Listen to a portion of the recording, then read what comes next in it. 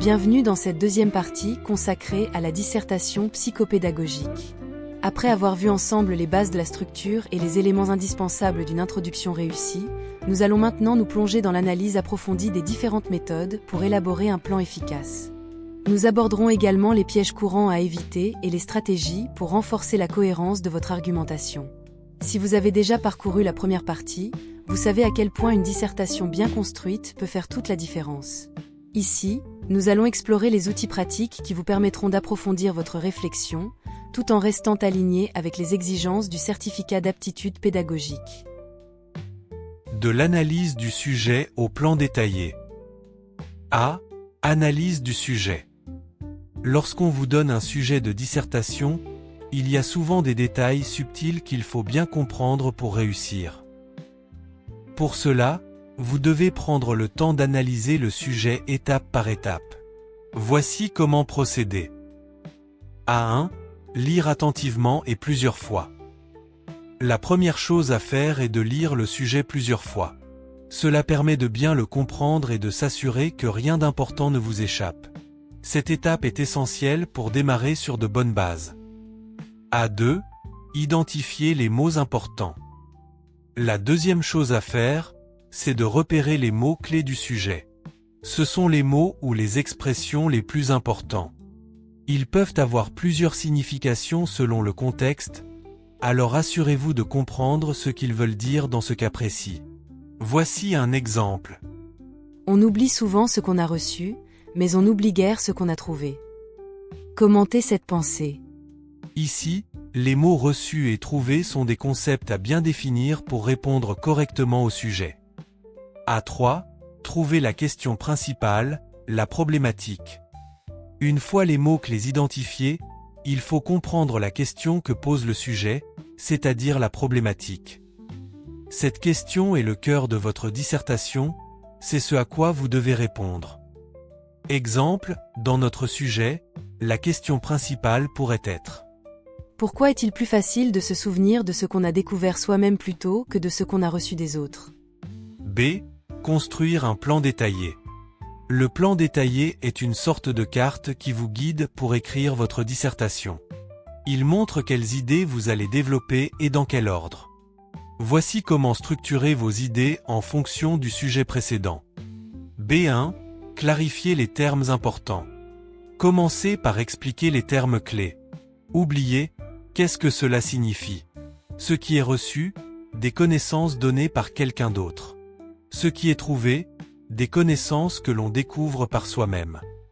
B2. Analyser et commenter la citation. Développez votre réflexion. Du point de vue de l'éducation. Apprendre par l'expérience est plus mémorable. Le rôle de l'enseignant est d'encourager la découverte. Les méthodes interactives aident les élèves à mieux apprendre. Du point de vue psychologique. Découvrir par soi-même aide à mieux comprendre. Cela rend les élèves plus autonomes et créatifs. Les travaux en groupe favorisent la socialisation. B3. Expliquer les limites de cette idée. Montrer les limites de l'idée. Les élèves ne peuvent pas tout découvrir seuls. Ils ont aussi besoin qu'on leur enseigne certaines choses. Même si on découvre quelque chose par soi-même, on peut l'oublier plus tard si on ne l'approfondit pas. En résumé, pour réussir une dissertation, il est essentiel de bien comprendre le sujet grâce à une lecture répétée, de poser une question claire, la problématique, et de créer un plan détaillé pour organiser vos idées avant d'écrire. Une fois tout cela fait, il ne reste plus qu'à rédiger en suivant votre plan. Maintenant, nous allons traiter un exemple de sujet. Au lieu d'apprendre à apprendre, il faut apprendre à comprendre, affirme Boubacar Camara. Expliquez cette pensée et montrez-en les applications pratiques. Analyse du sujet. Un sujet du certificat d'aptitude pédagogique, CAP, est souvent formulé sous la forme d'une citation encadrée par des guillemets, représentant la pensée d'un auteur, accompagnée d'une consigne spécifique. L'analyse de ce type de sujet nécessite une démarche méthodique, incluant lecture répétée. Ces relectures permettent de saisir la teneur générale du sujet et d'en comprendre les nuances. Identification des mots-clés. Il s'agit de repérer les termes essentiels et de réfléchir à leur signification dans le contexte. Il faut aussi déterminer si les mots sont employés dans leur sens littéral ou figuré. Cette phase d'analyse permet de dégager la problématique, c'est-à-dire le véritable enjeu soulevé par l'auteur. Prenons par exemple la citation. Au lieu d'apprendre à apprendre, il faut apprendre à comprendre, de Boubacar Camara. Dans ce contexte, la problématique pourrait être la suivante. L'enseignement doit aller au-delà de la simple mémorisation et de la restitution des connaissances pour viser une véritable compréhension des concepts et des situations d'apprentissage. Ainsi, l'auteur critique une pédagogie centrée sur la mécanique de l'apprentissage et plaide pour une approche basée sur la compréhension, le développement intellectuel et l'autonomie de l'apprenant. Remarque importante. Il est essentiel de vérifier que la problématique correspond bien à la pensée de l'auteur, afin d'éviter de la déformer. Cette étape garantit que l'analyse reste fidèle à l'esprit de la citation. Le plan détaillé. Le plan détaillé est une étape clé dans la préparation de la dissertation. Il définit les grandes parties à développer et prévoit les arguments et exemples à utiliser. 1. Explication des concepts. Apprendre à apprendre. Ce concept se réfère à la mémorisation, à l'acquisition de règles et de mécanismes, ainsi qu'à la capacité de restituer des informations de manière répétée. Apprendre à comprendre. Ici, l'accent est mis sur l'appel à des situations d'apprentissage significatives, qui stimulent la réflexion, la créativité et l'autonomie. L'apprenant est amené à réinvestir ses connaissances dans des contextes variés, ce qui contribue à développer une véritable intelligence pratique. 2. Application pratique.